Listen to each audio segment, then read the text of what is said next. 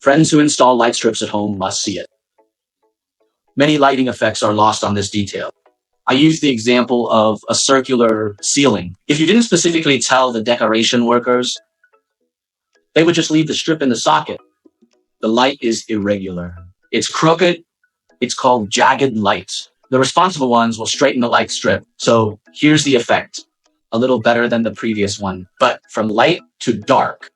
The light suddenly disappeared. It's called cutoff light. I will teach you how to arrange light strips in 1 minute. It can be used all over the house, such as ceiling lamp trough, curtain box, floating TV cabinet, and so on. The ideal effect is to evenly reduce dizziness. From light to dark is a gradual change.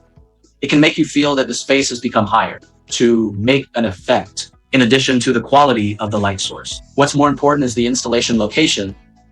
I'll illustrate this with a few pictures. I still don't understand after listening to it twice. You can take screenshots of key places. Ask the builders to do this.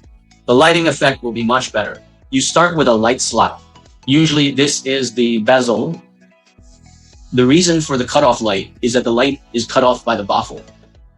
The solution is simple. Pay attention to the screenshots. Install the light strip parallel to the position of the bezel. Light can come out.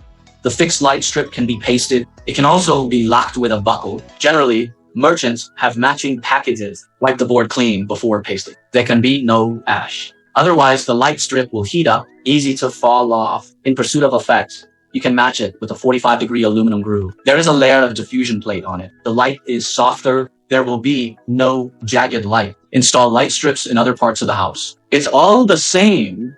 Pay attention to the position of the light strip and baffle. Please like what you think is useful. See you in the comment section if you have any questions.